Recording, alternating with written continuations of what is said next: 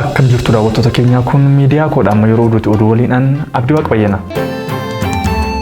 Itoophiyaatti namoonni haaraan 1460 dhibee COVID-19 qabaman.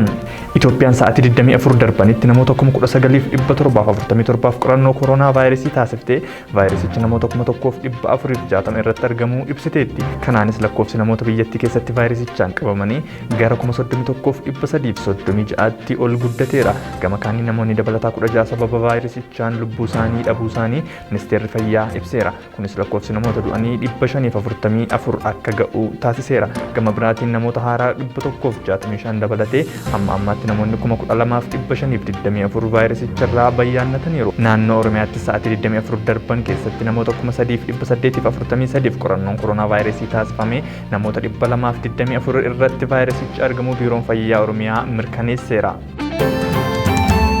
Kaayyoon adda bilisummaa Oromoo ifa irbuu wareegamtootaati. Irbuu irraa hin maqnu, irbuus hin dagannu jedhu miseensonni adda bilisummaa Oromoo addunyaa. Hagayya 15 bara 2020 waltajjii hayyu dureen ABO Jaal Daawud Ibsaa fi hooggantoonni qondaaltonni miseensota ABO biyyoota addunyaa adda addaa keessa jiraatan irratti argaman waliin jila guddaa sarara ammayyaa yookaan onlaayinii ta'e milkiin xumurame. Haallan yeroo ammaa dhimmoota qabsoo saba keenyaa fi egeree irratti marii bal'aa gaggeeffannee egeree qabsoo keenyaa fi dirqamoota nu eeggataa jiran irratti bal'inaan mari'annee ibsa ejjennoo itti aanu kana baasnee jirraa jedhu. Dhaabni keenya ABO'n haalli walxaxaan siyaasa biyya Itoophiyaa keessaa karaa nagaa akka furamu barbaada ture, barbaadaas jira. Gaaffiin sabni keenya Oromoon barootaaf gaafatan kan bilisummaa haqaa fi hiree ofii murteeffachuu karaa ittiin furmaata argatu irratti cichaa fi qulqullummaan hojjechaa jira. Haala akkaan rakkisaa keessatti tattaafachaa har'a gahee jiru kanas ni dinqisiifanna. Wareegama ulfaataa akkasii bahachuu fi bahachaa jiraachuu irrattis deeggarsi keenya yoomillee jabaatee itti fufa. Karaa nagaa furmaata biyyaaf tolu waliin jireenya sabootaaf mishuu fi egeree biyyattii gara tasgabbiitti geessu dagachuudhaan haala hin barbaachisneen diinummaadhaan wal dura dhaabachuuf tarsiimoo yeroo yerootti bifa garaagaraan saganteeffamanii dhaaba keenya ABO irratti aggaammatamaa jiru cimsinee balaaleffanna. Hokkorrii fi jeequmsi kan humna waraanaa, humna hidhattoota mootummaa fi tikaan Oromoo fi saboota akka Oromootti bobbaafamaa jiru lola hin barbaachifnee fi dhumaatii akkaan ulfaataa tahetti geessuuf akka jiru akkaan nu yaaddessa. Kanaaf ammoo yaada furmaata ABO'n akeekaa turee fi sagantaa isaas itti qabu hundaan dhaggeeffatamuu qaba ture. Ammas furmaati jiru sanuma ta'uu itti amanna. Fedhii dorgommii siyaasaa fi dhuunfannaa aangootiin wal qabsiisanii ABO fi saba Oromootti duuluun badii caalaatti dhufuuf malutti gumaachuu tahee nutti mul'ataa jira. Kanaaf ammoo ABO gaafatama seenaa fakkaataa akkasii keessaa bilisa tahuu isaa hundaan akka hubatamu dhaamsa keenya dabarsina. Amma illee hireen karaa dhugaatti geessu kan ABO'n jalqabuma irraa dhiyeessaa turee fi ammas itti jiru karaa tokkicha furmaata ta'uu danda'a. Fudhatamuus qabu jennee amanna.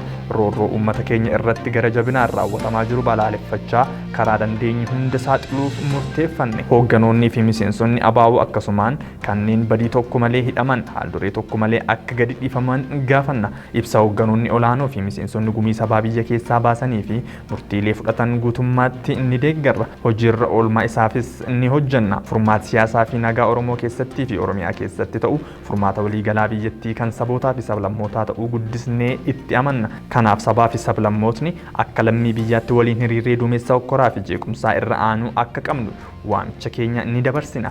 Yaada beekumsaa, dinagdee fi bifa hundaan kan qabsoon saba keenyaa nu irraa eegu bahuuf amma illee waadaa keenya ni haaressina. Maddi oduu kanaa sagalee bilisummaa Oromooti. Naannoon Tigraay filannoo akka naannootti gaggeessuuf jedhu irratti filattoota karaa teknooloojii galmeessuufi. Naannoon Tigraay filannoo sadarkaa naannootti gaggeessuuf jiru irratti galmee filattoota haala teknooloojii haaraatiin deeggarameen gaggeessuuf yaalii galmee dijitaalaa eegale. Aappiin kalaqa teknooloojii haaraa ta'e kunis yeroo jalqabaatiif kaleessa magaalaa Maqalee buufata Ayyaaloom kan kutaa magaalaa Hawwaalaatti argamutti yaalamee jira. Filattoonni appilikeeshinii bilbilaa harka irratti fe'amuun kan galmaa'an yoo ta'u nama tokko galmeessuufis sekoondiiwwan 30 hanga 50 qofa kan fudhatu ta'u. Jawaar Muhammad waan dhukkubsateef dhaddachi kaleessaa addaan cite. Akkuma beekamu manni murtii sadarkaa jalqabaa ramaddii araadaa dhaddacha kaleessa oolee ragaalee qorannoo dhagahuuf ture namoota 14 keessaa 5 dhibee COVID-19 kan irratti argame ta'uun mirkanaa'ee namni dabalataa tokkos qabameera. Nama 8 qofatu dhaddachatti dhiyaate. Jawaar dabalatee warri kaanis qorannoo koronaa akka geggeessan ajajee turus hin raawwatamne. Warruma dhiyaatan irratti ragaan dhagahamuuf ture. Ragoonnis dhiyaachuu isaanii abbaan alangaa federaalaa ibsee ture. Gara ragaatti osoo hin seenin himattoonni yaada kennanii turan. Jawaar Muhammad baay'ina dhukkubaa jira. Guyyaa 3 gaheera. Har'allee dhufuuf hin danda'u jennaan daqiiqaa 30 caala hin turtu jedhanii na fidan. Ani nama siyaasaati. Kanumaaf ani hidhames mootummaan miidiyaadhaan duula guddaan irratti oofaa jira. Kanaafuu hakiimni dhuunfaa akkana ilaaluu danda'u akkanaaf ajajamu. Maatii koo, haati warraa fi ilmi koo Ameerikaa waan jiraataniif baasii mataa kootiin viidiyoo konfiraansiidhaan akkan argadhu naaf ajajamu. Abukaatota kootiin wal arguufis kaameraatu bakka mariif qopheessanitti tolfame kun icciitii keenya dhaggeeffachuudhaaf sirrii miti jedhee himateera. Abbaan murtii haala kanaan ragaa dhagahuu hin dandeenye. Ragoonni dhiyaatanis himattoota biroo irratti addatti kan dubbatan osoo hin taane hundarratti waan dhiyaataniif beellama kennuun ajaja dabarseera.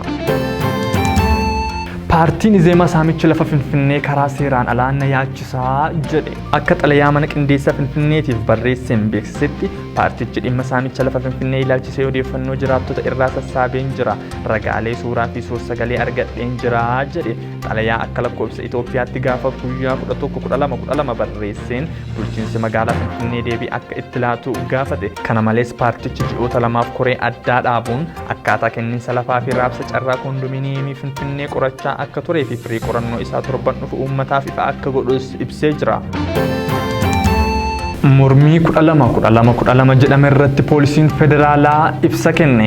Mormii uggura geejjibaa fi hiriira mormii guutuu Oromiyaatti waamame ilaalchisuun ibsa poolisiin federaalaa baaseen mormiin kun mormii seeraan alaatii jedhe. Haa ta'u malee Oromiyaa iddoolee baay'ee keessatti kaleessaa jalqabee mormii guddaatu jira. Naannoleen kunneenis Awwadaay, Dodolaa, Gada Basaasaa, Adaabbaa, Ginneer, Shaashamannee, Incinnii, Arsii Nagallee, Baroodaa, Dhangaggoo, Asaboot, Hoolotaa, Buraayyuu, Ayiraa, Baddeessaa, Shaambuu, Ajjee, Giddaa Ayyaanaa, Mogorii fi kanneen kana fakkaatan karaan cufaa ta'uun dubbatamaa jira. Oduun hagayya 18 bara 2020 qopheeffannee kana fakkaata ture waan waliin turtaniif galatoomaa.